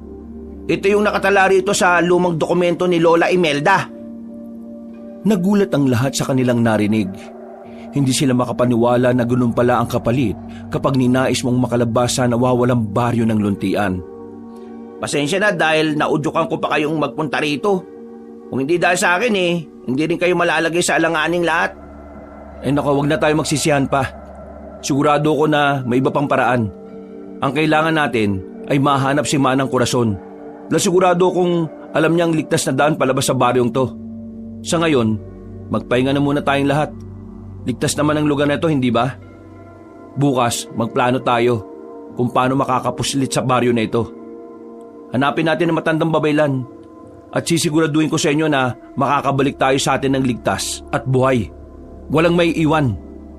Yes sir, patigin to Napaismid na naman si Camila dahil inis na talaga siya sa inaasal ni James. At katulad ng napag-usapan, nagpahinga na nga muna sila sa yungib na yon. Nagsalitan sina Alfonso, Martel at James sa pagbabantay habang si Camila ay nagpapahinga para makabawi ng lakas dahil sa pagkaparalisa. At mabilis na lumipas ang oras. Kinabukasan, sabay-sabay silang nagising dahil sa tila masasayang huni ng mga ibon sa labas ng yungib. Pagsilip nila roon ay parabang normal lang ang kapaligiran. Pinagsaluhan nila ang natitirang dilata na dala ni Martel noong nagpunta siya sa lugar na yon. At habang kumakain, ay pinagplanuhan na nga nila ang gagawin. Mabuti na lang talaga. Sa ilang araw na pananatili ko sa lugar na ito, nakakabisado ko na rin ang baryo. Kung ang hinahanap natin ay yung sinasabi mong matandang babae, posibleng makita natin siya sa kapilyang nasa pinakasentro. Ilan lang naman ang nakita kong kabahayan na nandun sa paligid ng kapilya Meron din ako nakitang kulungan ng baka at kambing doon na pwede natin gawing pamain para mabulaho silang lahat. Tama, pakakawalan natin yung mga nasa kulungan at habang abala sila saka tayo papasok sa kapilya para kunin si Manang Corazon. Kapag di gumana yung unang plano, James, pwede ka namang maging pain. Mabilis ka namang tumakbo, di ba? Oh, bakit po ako? Magpapakita ka lang naman sa kanila sa bandang bukid eh. Tapos kapag hinabol ka nila, aabangan ka ni Camila sa kakahuyan. Sabay na kayong babalik dito sa kuweba. Tapos kami ni Fonso, kaming bahala na humanap kay Manang Corazon. Gagawin lang naman natin to kapag hindi umubra yung una nating gagawin eh. Paano kung mag-transform sila sa pagiging aswang? Huwag kayong mag-alala dahil hindi naman sila magpapalit sa anyo kapag umaga eh. Tuwing gabi lang sila nagiging aswang. Kaya dapat, bago kumagat ang dilim, magawa na natin ang misyon natin. Sa tagal na nila sa lugar na to, siguradong sabik na sila sa sariwang dugo at karne ng tao. Kaya kailangan na natin makali sa lalo madaling panahon. Paano po kung parehong hindi gumana yung mga plano natin? Paano po kung ang solusyon lang talaga ang nakalagay dyan sa lumang dokumento ni Lola Imelda? Gusto mo bang makauwi o gusto mong magpaiwan dito? Gusto ko baka uwi. Di sumunod ka na lang sa plano at yung sinasabi mo, pag-iisipan na lang natin yan kapag wala ng ibang paraan. Wala namang umimik sa kanila. Pagkatapos ng pag-uusap na yon, ay sinunod na nga nila ang usapan. Sinimulan nila ang plano eksakto 12:00 ng tanghali kung saan sinasabi ni Martel na nagpupuntang araw ang mga taga-baryo sa kapilya para sa isang ritual na pananalangin. Nakaantabi lang sina Camila at James sa kakahuyan na malapit sa bukid. Para kapag pumalpak ang unang plano ay saka na sila kikilos. Samantala, nagpunta na nga ang mag-best friend sa bandang kapilya. Habang walang tao ay tinungo nila ang kulungan ng mga manok, baka at kambing. Binuksan nila mga ito at binugaw mga hayop na naroon. Maya-maya pa, habang abala ang lahat sa kapilya, ay narinig na nga nila ang ingay ng mga hayop sa labas. Nang mapasilip ang mga tao sa kapilya sa bintana, ay nakita na nga ang nangyayari. Nag-utos ang namumunong si Mang Ordo sa ilang kalalakihan na lumabas para ikulong ulit ang mga hayop na nakakawala. Sinamantala na nga nina Alfonso at Martel ang pagkakataon. Nagtungo sila sa likurang bahagi ng kapilya hanggang sa makita nila ang pintuan dito. Dahan-dahan nilang itong binuksan at saka maingat na pumasok. Ako nang papasok, tol. Dahil ako nakakakilala kay Manang Corazon eh. Okay, sige. Ako naman bahala rito mag-lookout. Mag-iingat ka, tol ha. Kung kailangan mo ng tulong, tawagin mo kaagad ako. Oo, tol. Nagmadali na nga si Alfonso sa pagpasok sa loob ng maliit na kapilya. Sinuyod niya ang 2 silid sa likuran pero wala siyang nakitang tao. Kahit sa banyo ay nagpunta rin siya pero walang nakita roon. Nagdesisyon na siyang pumunta sa harapan. Sumilip siya sa kortina hanggang sa mapansin niyang nagbabalikan na ang mga tao na nagkulong sa mga hayop na pinakawalan nila. Hindi niya nakita roon si Manang Corazon kaya bumalik na siya sa kinaroroonan ni Martel. Pero nagulat siya dahil may ilang kalalakihan na papunta sa kinaroroonan nila. Makikita nila tayo, tol. Magtago tayo. Pero wala tayong pagtataguan. Bago pa matapos ni Alfonso ang pagsasalita, mula sa kinaroroonan nila ay nakita na nila si James na tumatakbo sa bukirin. Tila natunugan na nga ng mga yun ang kanilang sitwasyon. Dahil doon, ang mga kalalakihang papunta sana sa kinaroroonan nila ay tumakbo papunta kay James. Nagpahabol nga ang malusog na lalaki hanggang sa kakahuyan. Nang paangat na siya, ay nakaabang naman doon si Camila na inaabot ang kamay niya. Pero dahil sa mabilis sa mga kalalakihan kaya halos maabutan na sila. Bilisan mo, James! Abutin mo na ang kamay ko! Oo, ate! Paghawak ng malusog na binata sa kamay ni Camila, ay pwersahan niya yung hinatak. Dahil tuloy dito ay nahulog ang dalaga at dumaus-us pababa. Nagpalit sila ng pwesto. Si James na ang nasa ligtas na sitwasyon habang siya ang nasa baba at nakikipaghabulan. Tumakbo na si James pabalik sa kuweba na hindi iniisip ang kasama. Mabuti na lang ay dumating sina Alfonso at Martel kaya nailigtas nila ang dalaga. Natakasan nila ang mga taga-baryo at sabay-sabay silang nakabalik sa yungib. Pagkakita ni Camila kay James ay galit na galit siya dito na gusto niyang saktan ang malusog na binata. Pero pinigilan siya ng 2 lalaki. Sinadya mo akong hatakin para ako malagay sa alanganin, no? Ate naman, bakit ko naman gagawin yun sa'yo? Grabe ka naman kung makapambintang. Matagal mo na akong kilala. Sa tingin mo magagawa ko yun? Sa tagal ko na nga pagkakakilala sa'yo, di ko sukat akalain na ganyan ka pala. Hindi ka lang sakim eh, makasarili ka rin. Bakit ba inis na inis ka sa akin, Ate Camila? Hindi naman ako yung gusto mapunta rito, di ba? Bakit parang ako sinisisi mo? Tama na yan. Hindi yan makakatulong sa atin. Tumahimik na nga sina James at Camila habang sina Alfonso at Martel ay nag-iisip ng paraan kung paano makakalis sa lugar na yon nang ligtas silang apat. Sumasakit ang ulo ko kakaisip eh. Nasa kaya nagtatago yung matandang yun? Kailangan pa nating magalugog sa baryo habang sikat pa ang araw. Mga kasama, medyo risky itong gagawin natin pero kailangan nating maghiwa-hiwalay para mas mabilis na mahanap yung sinasabi niyong matandang babae. Kung sino una makakita sa kanya, maghanap kaagad ng makakasama para makatulong at makagawa kaagad tayo ng plano para maisama yun dito sa kuweba. Wala na tayong dapat sayangin na oras dahil kapag kumagat ang dilim, siguradong mas mahihirapan tayo dahil mag-aanyo na silang aswang. Dahil sa planong yon ay kumilos na nga agad silang apat. Nagiwahiwalay silang bumalik sa baryo at nagmasid-masid hanggang sa sumapit na ang 5:30 ng hapon. Eksakto naman na natunto ni James ang kinaroroonan ng mga nakatagong yaman sa baryo. Dahil dito, tila nawala na naman siya sa focus. Gamit ang dala niyang bag ay kumuha siya ng mga ginto at alahas. Isinilid niya ang kakasya pero marami pa ring natira. Babalikan ko kayo! Ano yung ginagawa mo? Bakit inuuna mo pa yung mga kayamanan na nakita mo kaysa sa paghahanap kay Manang Corazon? Ate naman, huwag mo na akong pakialaman. Naghahanap naman ako sa taong yun eh. Nagkataon lang na itong una ko nakita. Umalis na tayo rito. Bilisan mo na dahil magdidilim na. Mauna ka na ate. Kaya ko na ang sarili ko. Napailing na lang si Camila at dahil nga sa papalubog na ang araw kaya sapilitan na niyang hinatak ang malusog na lalaki. Nagpambuno tuloy sila na siyang naging dahilan kung bakit nahulog ang bag na may kayamanan at kumalat sa sahig. Nakagawa din tuloy ito ng ingay, kaya nagpunta ang mga nagbabantay. Bakit mo ba kasi ako pinakikialaman ha? Nakita mo yung nangyari ate oh. Nahulog yung mga nakuha ko. Huwag mo nang damputin yan. Ano ka ba, James? Narinig na tayo ng mga taga-baryo eh. Pero tila bingi si James na patuloy pa rin sa pagdampot ng mga kayamanan. Hanggang sa unti-unti nang lumubog ang araw. Eksakto rin na may 4 na taga-baryo ang bumungad sa kanila. Tumingin ang mga iyon na masama. Ang mga mata nila ay tila nagliliyab sa galit na nararamdaman.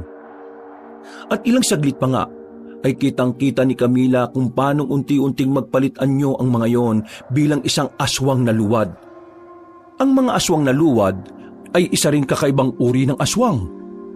Para silang mga palaka na may malaahas na dila. Mapupula ang mga mata, mahaba ang kuko at matutuli sa mga ngipin na kayang makasira kahit gaanong kakapal na kahoy. Tara na, James, ano ba? Umalulong ang 4 na luwad na tila nagtatawag ng iba pang kasama. Dahil dito ay narinig na rin nina Alfonso at Martel ang nangyayaring gulo, kaya pumunta sila sa lugar. Nang makita nilang nalagay na sa alanganin sina James at Camila, ay kaagad silang sumaklolo. Mabuti na lang talaga at naituro na ni Martel sa matalik na kaibigan ang mga gagawin at panlaban sa aswang. Kaya madali nilang nalabanan ang 4 na luwad. Pero hindi naman nila napatay ang mga ito dahil dumating na si Mang Ordo na nasa anyo ng pagiging isang aswang na panikbot. Ang panikbot ay isang uri ng makalumang aswang na parang anyo ng isang paniki pero may malaahas itong buntot. At katulad nga rin ng ahas, makamandag ito at nakakamatay kapag ikaw ay natuklaw. Camila! James! Umalis na kayo dyan! Bilisan nyo! Dali-dali ngang tumakbo ang dalawa at sa kabutihang palad ay ligtas silang nakalapit kina Alfonso at Martel na handang-handa sa pakikipaglaban. Matatabang na dayuhan na pumasok sa lawawan ng baryo! Sige lang at magpakasaya kayo sa mga gintong yan! Ha! Tingnan natin kung hanggang kailan kayo magtatagal sa sinumpang baryo na ito! Pagsenyas ng pinunong aswang ay nagsulputan na nga ang mga luwad at tuuran. Nagsaboy naman ng pangontra si Martel saka sila tumakbo palayo hanggang sa makarating ulit sa kuweba. Nagsindi kagad ng apoy si Alfonso at nang masigurong ligtas na sila ay napasandal ang lahat habang si Camila ay galit na galit pa rin kay James. Nakita mo yung ginawa mo ron? Kamuntikan pa tayong mapahamak lahat. Sinabi ko naman sa iyo ate, di ba? Iwan mo na ako. Kaya ko sarili ko. Ay naku, nababaliw ka na, James. Di mo ako maintindihan eh. Dahil hindi ka naman nangangailangan ng husto sa buhay. Pinanganak ka ng may kutsarang ginto sa bibig. Kaya ka ganyan. Lahat kayo. Hindi niyo ako naintindihan. Okay. Uminaw muna kayo. Camila, mahal, James, hindi tayo makakalaban dito. Dahil nandun sa labas ng kuwebang ito ang kalaban natin. Guys, may problema tayo. Tingnan nyo sa labas, oh. Sabay-sabay silang napatingin sa labas ng kuweba. At gano'n na lang ang gulat nila dahil nandun na nga ang mga taga-baryo na nasa anyo ng aswang. Nangunguna na si Mang Ordo na nasa anyo na isang panikbot. Ngayon lang to nangyari. Sa ilang araw ko ng paglalagay dito sa yungib, ngayon ko lang nakita na may tumambay na aswang dyan. Ang sabi dito sa lumang dokumento ni Lola Imelda hindi lumalapit ang mga aswang sa lugar na ito. Pero bakit sila ngayon nandyan, Tol? Wala rin akong ideya, Tol Malamang dahil yan na sa ginto. Baka ang mga ginto pa na dinala ni James ang maging daan para makapasok sila rito sa kuweba. Hindi ko rin alam pero posible nga. Kaya habang maaga pa, James, itapon mo na yan sa labas. Hindi ko susuko mga ginto ko. Nababaliw ka na ba talaga? Akin na nga yan. Natigilan na sila dahil kumuha ng malaking bato si James at umamba sa mga kasama. Kitang-kita sa mata ng malusog na binata ang determinasyon na hindi isuko ang mga hawak niyang kayamanan. Dahil dito ay wala na silang nagawa kundi ang pakalmahin si James, na parabang nawawala na sa kanyang sarili. Hanggang sa mula sa labas ay narinig nila ang maladimonyong paghalakhak ni Mang Ordo. Napalingon tuloy silang apat sa pinunong aswang pati sa mga kaanib nitong naghihintay lang sa likuran. Tama ang sinabi ng babae. Naparito kami dahil sa mga kayamanang kinuha niyo sa amin. Pero papayagan namin kayo makuha yan kung isusuko niyo ang isa sa inyong mga kasama. Makinig kayo! Ang sinasabi kong ito ay parehong may benepisyo sa atin. Alam niyo naman siguro ang patakaran na makakalabas lang kayo sa baryo Luntian kapag may isa sa inyo ang magsasakripisyo. Makinig kayo!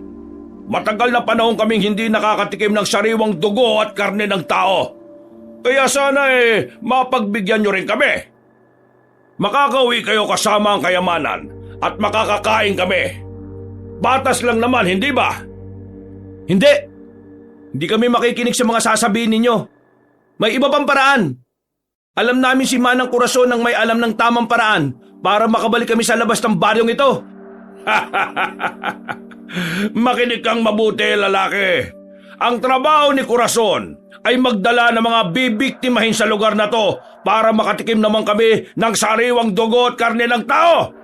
Sa madaling salita, mga biktima niya kayo. At binibigyan ko na kayo ng mainam na pagpipilian.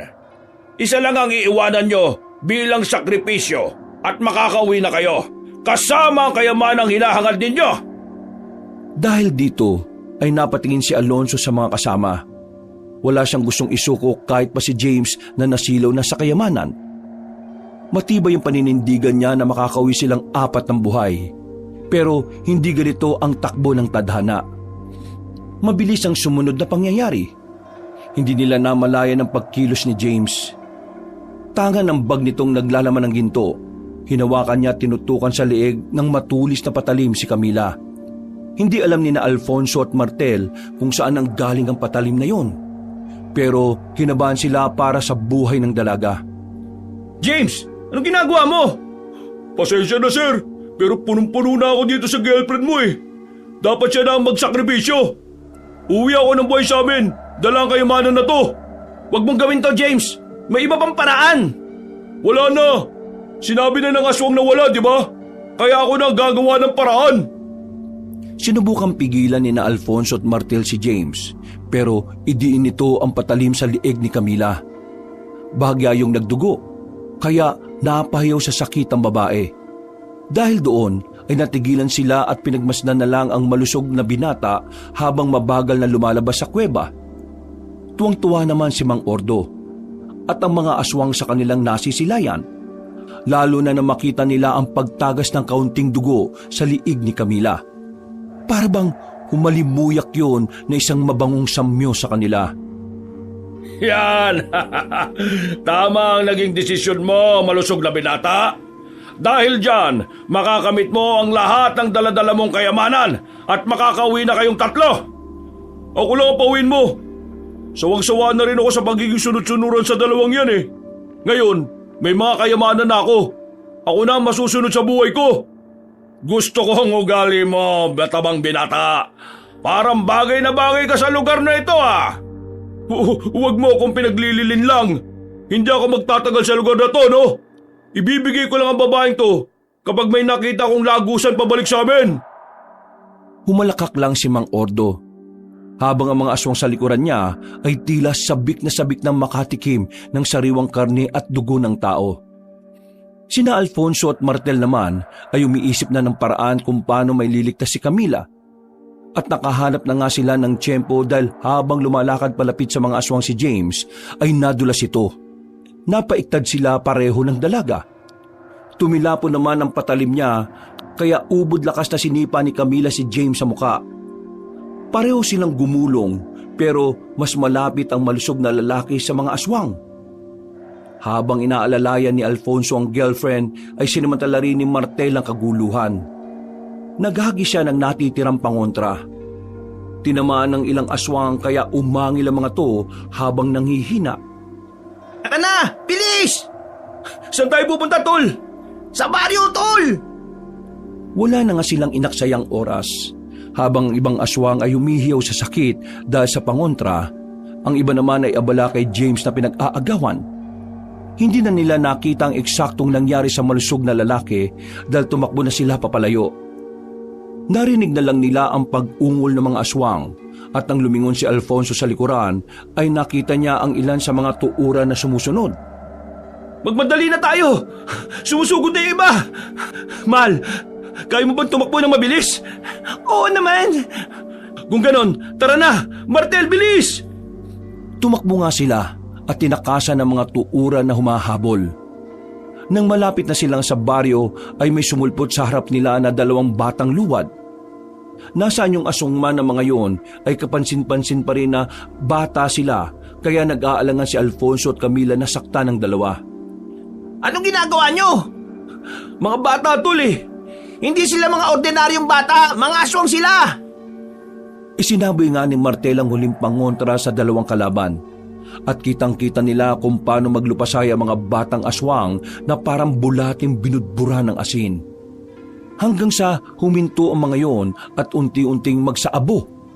Natutop na lang ni Camila ang bibig sa sobrang pagkagulat. Gusto niyang maiyak dahil bata pa rin ang tingin niya sa dalawang luwad. Pero wala na siyang nagawa. Dali na guys! Doon tayo sa bahay na yon. Nanggaling ako roon nung isang araw eh. May mga nakita kong pangontra.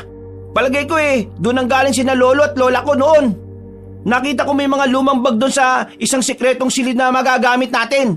May mga pangontra pa ako nakita ron. Wala na nga silang inaksayang oras.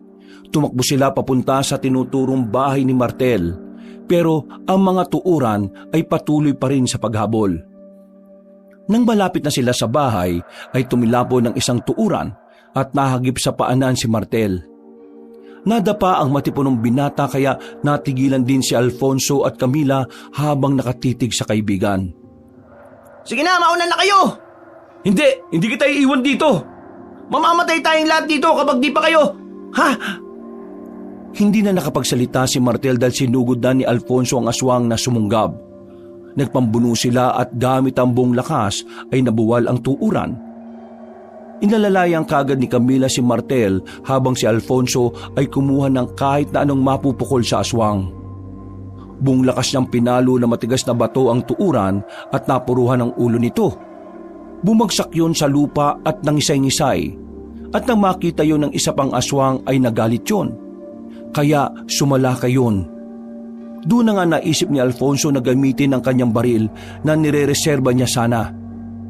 Sa pulsa noo ang aswang nung humandusi sa sahig na wala ng buhay. Pagtingin nila kay Martel ay nagulat sila dahil halos maputol na pala ang kaliwang paa ng best friend niya. Dahil sa pagsunggab kanina ng tuuran. Diyos ko po, yung paa mo, Martel, nakalaylay na. Iwanan niyo na ako. Makakasagabal lang ako sa inyo. Hindi pwede, uuwi tayo lahat ng buhay. Alfonso, tulungan mo nga ako rito. Umalali nga silang dalawa kay Martel hanggang sa makarating sila sa loob ng bahay. Tinungo nila ang sinasabing silid. Pansamantalang nagpahinga roon habang wala pa nga ang aswang. Binendahan kagad ni Camila ang nakalaylay na paa. Pero sakit na sakit pa rin si Martel. Namumutla pa rin siya dahil sa dami ng dugong nawala.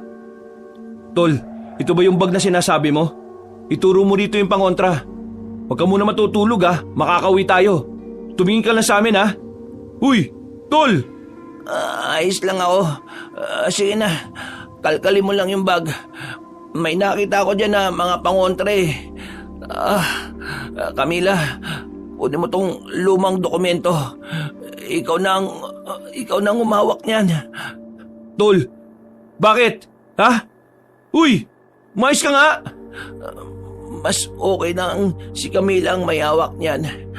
Alam nating lahat na siya ang pinakamaingat sa atin. Huwag kang mag-alala, ayos lang ako. Nanghihina lang ako dahil sa mga dugong na wala sa akin. Saka dito sa pakong nawakwak ng walang iyang aswang na yun. Huwag kang mag-alala, Tol. Hindi ka namin iiwan ni Camila. Kahit na anong mangyari. Binalikan ka nga namin dito Tapos aalis kaming wala ka. Isang malakas na ungol na ang nagpahinto sa kanilang pag-uusap. At mula sa silid na kinaroroonan, sumilip sina Alfonso at Camila sa bintana. Doon na nga tumambad sa kanilang paningin ang mga tuuran at luwad na nakakatipon na sa tapat ng tinataguan nilang bahay. Ano nang gagawin natin ngayon? Naglipanan na sila sa labas. Paano ba tayo makakaalis? Umiisip ako ng paraan. Makakalis tayong 3 rito, mahal. Paano? Mukhang makukorner na nila tayo sa bahay na mahal. Mamamatay na tayo. Huwag mong sabihin yan. Makakalis tayo rito, mahal. Di ba, Tol? May isa pang paraan, Tol Fonso. Hindi ko gagawin yung sinasabi mo. Tol, yun lang ang nakikita kong paraan. Camila, nasa lumang dokumento ni Lola ang instruction. Gawin nyo na, bago pa mahuli ang lahat.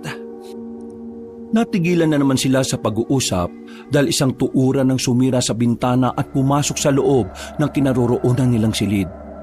Gamit ang mga nakuwang pangontra ay sinaboy ni Alfonso ang isang botelya. Nang tumama ito sa mukha ng aswang ay nalusaw kagad ito at nagsaabo ng walang ano-ano. Nagulat silang lahat at nagkatinginan.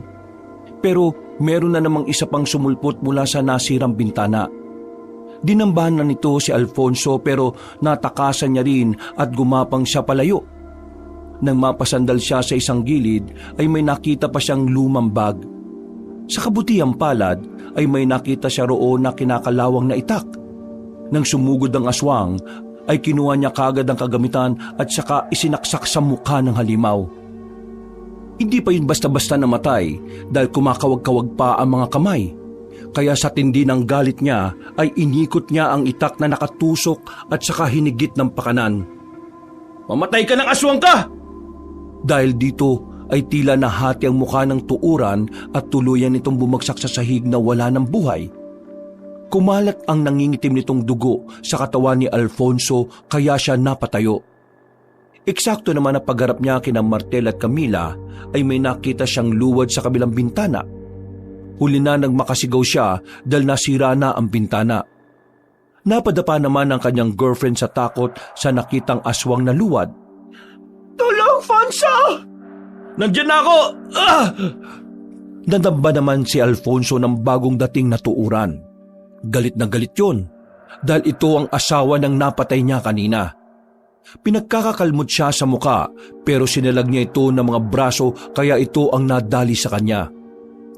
At dahil na rin sa taranta, kaya winasiwas na lang niya ang kinakalawang na itak. Nang mapansin niyang dudura na siya ng maladagtang laway, ay mabilis niyang isinaboy ang isa pang pangontra na inireserba niya na rin sana. Napatras ang alimaw habang nangingisay at tila natutunaw na parang kandila. Hanggang sa magsaabo na rin ito. Mahal, Fonso, Paglingon ni Alfonso sa matalik na kaibigan ay pinagtutulungan na yun ng dalawang bagong dating na tuuran. Dahil dito ay wala na rin napagpilian ng binata kundi muling gamitin ang baril na tinitipid niya. Dalawang magkasunod na putok ng baril ang pinakawalan niya na kagad tumama sa parehong ulo ng mga aswang. Pagkahandusay ng mga yun sa sahig ay sabay silang lumapit kay Martel na nadagdagan ng malalang sugat sa katawan. Tol, nandito na ako! Aalis na tayo! Tara! Tol, wala nang ibang paraan. Gawin niyo na ang sinasabi ko. Hindi pwede!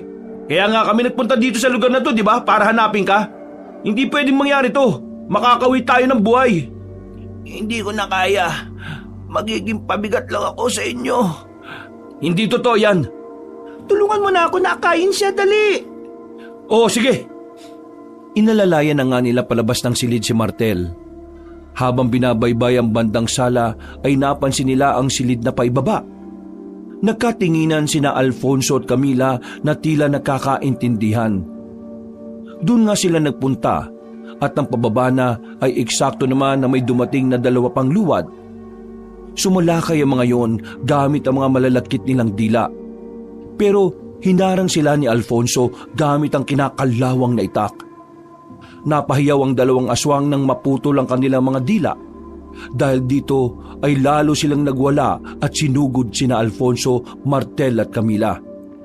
Sa taranta ng tatlo ay nagmadali silang pumasok sa paibabang silid. Kaya di nila namamalayang putol na ang isang hagdan doon. Dumauso silang tatlo at nagpagulong-gulong hanggang sa baba. Pero kaagad ding tumayo si Alfonso sa kabila ng sakit ng katawan na nararamdaman. Tila hindi niya ininda ang mga to dahil inalala niya kaagad ang girlfriend at best friend. Camila, Martel, ayos lang ba kayo? Ayos lang ako, mahal. Si Martel. Martel, nasaan ka tol? Sumagot ka! Hinanap nila sa dilim si Martel gamit ang flashlight ng mga cellphone nilang halos masira na. Hanggang sa makita nilang mag-angat yun ng kamay mula sa hindi kalayuan. Nilapitan kaagad nila ang nanghihinang binata at inilalayan para makasandal sa isang gilid. Tol, kaunting tiis pa. Makakaisip din ako ng paraan. Tol, kahit kailan ka talaga, matigas talaga ang ulo mo no? Sundin mo na ang sinasabi ko. Camila, please, ikaw na ang gumawa. Habang hindi pa nagdadatingan ng mga aswang. Kapag yung panikbot ang nagpunta rito, siguradong lahat tayo mamamatay. Hindi tol, hindi ako papayag. Wala nang ibang paraan. Mas gugustuhin ko nang magsakripisyo ako kaysa mamatay tayong lahat dito. Kaya please lang tol, hayaan mo na ako. Camila, please. Mangyak-ngyak na binuklat ni Camila ang lumang dokumento at hinanap ang huling pahina. Nang makita niya ang instruction doon kung paano makakalis ng bariluntian ay tuluyan na siyang napaiyak. Don't worry, ayos lang ako, Camila. Sige na, simulan mo na.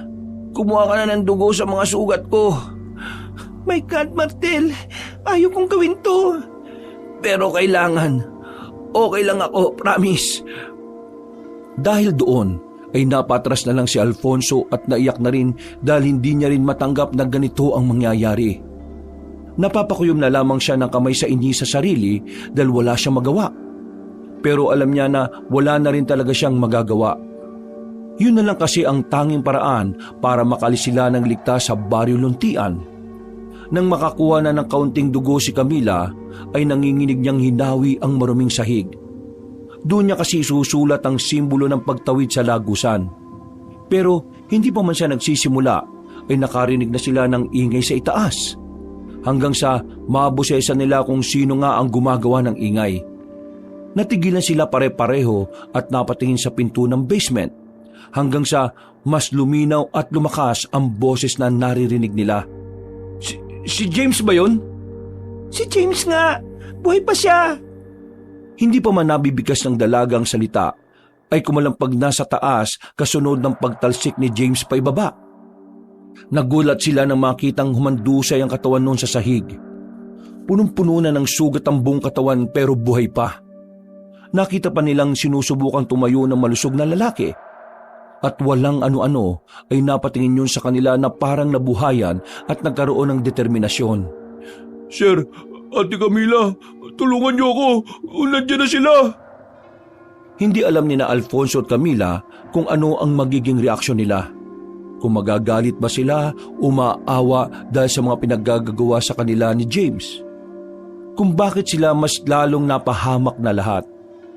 Pero dahil sa kabutiang loob, ay lumapit pa rin si Alfonso at tinatak ang nanghihinang lalaki. Umiyak yun ng umiyak matapos mapagtanto ang kanyang mga nagawang kamalian. Sir Alfonso, salamat po sa pagtulong. Huwag kang magpasalamat at huwag kang umiyak-iyak dyan. Hindi porke niligtas kita nakakalimutan ko na ang mga ginawa mo. Tingnan mo kalagayan ngayon ni Martel. Tingnan mo siyang mabuti.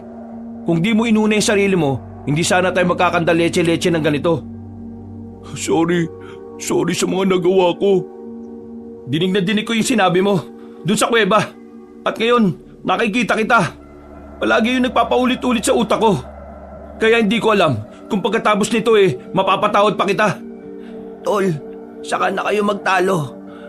Gawin mo na, Camila, ang dapat mong gawin habang wala pa mga aswang. Gawin mo na ang simbolo ng pagbubukas ng daan palabas sa padyong to. Hindi nga nagkamali si Martel ng hinala dahil walang ano-ano ay sumulpot na ang mga luwad. Tuuran at kasama pa si Mang Ordo na nasa anyo ng aswang na panikbot. Natigilan silang lahat dahil humalakhak ang pinunong aswang. Habang dahan-dahan silang bumababa sa basement. Ha! Kita mo nga naman. Talaga nagkatipon-tipon pa kayo sa isang lugar, ha? Napakapabor talaga sa amin ng pagkakataon dahil hindi lang isa, kundi 4 ang mapagpepiestahan namin. Maraming salamat talaga kay Corazon sa walang sawa niyang pagpapadala ng handog sa mga taga-Baryo Luntian. Mga dayuhan, may gusto ba kayong sabihin bago namin wakwakin ang tiyan ninyo? Higupin ang mga sariwan yung dugo at paghati-hatian ang mga laman loob nyo at sariwang karne. Bumalik na kayo lahat sa impyerno! Oh, wag kang magpatawa, lalaki. Bumalik ba ka mo kami sa impyerno? Hindi mo ba alam na nasa pintuan ka na ng impyerno? At pagkatapos namin kayong pagpiestahan, ay makikita nyo ng sabay-sabay ang hinihiling mong impyerno! Napatras si Mang Ordo matapos siyang sabuyan ni Alfonso ng natitirang pangontra. Mabuti na lang ay hindi siya natamaan sa mukha. Nadaplisan lang ang kanyang talampakan na unti-unting nasusunog. Kaya pinutol niya ito kagad para hindi na gumapang. Ang lakas din ng loob mo, Mamamatay na lang kayo! Sige! Hindi ko na patatagalin ang paghihirap ng mga kasama mo. Pero ikaw, sinisiguro kong mahihirapan ka! Suminyas na ang punong aswang sa mga kasama. Pero hindi nila namalayan na kanina habang abala sila sa pakikipag-usap kay Alfonso, lumapit na ang sugatang si James kay Camila at nag-request na siya na lang ang gawing sakripisyo. Gamit ang dugo ni James, ay dali-dali ngang inukit ng dalaga sa sahig ang simbolo ng lagusan palabas at saka binikas ng 12 beses ang orasyon. At nang pasalakay na ang mga aswang, ay nagulat na lang sila sa mga sumunod na nangyari. May lagusang nagbukas sa gilid ng pader malapit kay Martel na hinang-hinana. Kahit si Alfonso ay nagulat at hindi inaasahan ang pangyayari. Mahal, Fonso, tara na sa lagusan! Ha? Sige! Dali-dali siyang tumakbo at binitbit si Martel at saka tumalon sa lagusan pabalik sa kapis. May mga aswang pang sumunod pero nang makalabas na sila roon ay bigla na lang silang natunaw. Nagulat ang magkasintahan matapos yung makita. Pagtingin nila sa lagusan ay nakita nila kung paanong unti-unting lamunin ng lupa ang katawan ni James na wala ng buhay. Napaangil din si Mang Ordo dahil alam niyang kapag tumawid sila ay mamamatay sila katulad ng nangyari sa 2 aswang na sumunod. Bakit hindi ka ngayon sumunod dito? Kung matapang ang aswang ka, lumabas ka dyan! Diyan sa Baryo Luntian at sumunod ka rito! Hindi pa tayo tapos! Sigurado akong ibabalik kayo ni Corazon dito sa Baryo Luntian. At kapag nangyari yon, sinisiguro ko sa iyo na pahihirapan kita ng gusto bago ka mamatay! Sa palagay mo, papayagan kong mangyari yon? Makukulong na kayo mga aswang sa sinumpang baryo na yan dahil hindi na ako papayag na makapambiktima pa ang manang Corazon na yon! Umangil ng umangil si Mang Ordo pati ang mga aswang hanggang sa unti-unti nang magsara ang lagusan. Nang tuluyan na itong mawala ay nakahinga na sila na maluwag. Pero hindi pa rin nagpakampante si Alfonso kaya naglakad siya palayo. Mahal, saan ka pupunta? Ikaw na munang bahala kay Martel. Dalhin mo siya sa bakasyon ng liblib at babalikan ko kayo ron. May kailangan lang akong tapusin. Pero, Makinig ka na lang, Camila. Nang makita nga ng dalaga ang matinding galit sa mga mata ng kanyang boyfriend, ay hindi na siya umalma pa. Ginawa na lang niya ang gusto ng binata. Inalalayan niya si Martel hanggang sa makarating sila sa bakasyon ng liblib. Tinungo naman ni Alfonso ang barong-barong ni Manang Corazon. Magbubukang liwayway na ng mga abutan niya ang matandang babae na nagwawali sa bakuran. Tumigil yun nang makita siya. Kitang-kita sa mukha ng babaylan ang gulat dahil hindi niya inaasahan na makakabalik pa siya ng buhay. Hindi niya muna pinansin na matandang babae. Nagdire-diretso siya sa loob ng barong-barong habang yun ay nananatili sa labas hawak ang walis tingting. Maya-maya pa ay pinagbababasag niya ang mga kagamitan sa loob ng bahay. Wala siyang itinira sa mga yun. Siniguro niyang walang mapapakinabangan sa mga gamit ng babaylan. Pagkatapos ay lumabas siya at hinarap nga si Manang Corazon. Kitang-kita ang galit sa kanyang mga mata. Bakit mo sinira ang mga gamit ko? Tandaan mong mabuti itong sasabihin ko, tanda. Kapag inulit mo pa sa ibang taong ginawa mong ito sa amin, sinisiguro ko sa iyo na magsisisi ka. Dahil hahantingin kita kahit saan ka pa magtago. Tinatakot mo rin ba ang isang babayla na katulad ko? Hindi kita tinatakot. Binibigyan kita ng babala. Hindi mo kilala kung paano magbigay ng babala ang treasure hunter na katulad ko. Kaya kung hindi ka susunod sa mga sinasabi ko, magtago ka na ngayon pa lang. Dahil sa susunod, hindi lang yan ang mangyayari sa bahay mo. Baka pati ikaw, mabasag ko na rin ang ulo. Naintindihan mo? Hindi na hinintay ni Alfonso na makapagsalita ang matandang babae. Tinalikuran na niya ito at naglakad na palayo. Pero dahil sa insulto, nagalit yon at kinuha ang kahoy sa gilid. Binalak nga ni Manang Corazon na paluin sa ulo si Alfonso. Pero natunugan na siya. Kaya dali-daling binunot ang binata ang baril at pinaputukan sa ulo ang matandang babaeng babaylan. Patay itong humandusay sa sahig pero pinagmasdan lang siya ng malamig ng binata. Pagkatapos ay sinunog na niya ang bahay ng babaylan kasama ito at siniguro na wala nang mabibiktima pa kahit na kailan. Pagbalik niya sa bakasyon ng liblib ay naabutan niya si Camila na nakaupo sa pintuan at umiiyak. Tumakbo siya palapit sa nobya at nang makita siya noon ay mas lalong humagulgol. Wala na si Martel. Patay na siya, mahal. Iniwan na tayo ng best friend mo. Napayak na lang din si Alfonso dahil namatay nga ang matalik niyang kaibigan. Sobrang sakit para sa kanya dahil mahal na mahal niya si Martel na parang isang tunay na kapatid at kapamilya. Malaking parte ng buhay niya nakasakasama ang best friend kaya napahagulgol na rin siya. Dahil sa nangyari ay sinunog na nila ang lumang dokumento ni Lola Imelda upang masiguro na wala nang makakapunta sa nawawalang Baryo Luntian. Inuwi nila ang labi ni Martel sa Maynila at binigyan ng maayos na libing. At dahil sa insidenteng yon ay tumigil na rin sila sa pagiging treasure hunter. Gamit ang naipon nilang pera ay nagtayo sila ng maliit na tindahan na ginto. At nang makaipon pa ay saka naman sila nagpakasal. Siniguro nilang magiging magarbo ang pagdiriwang na yon. Nang magkaanak sila ng kambal, ay pinangalanan nila ang dalawang lalaki na Martel at James bilang pag-alaala sa mga kasama na namatay matapos nilang makaengkwentro ang mga aswang sa nawawalang baryo. Wakas,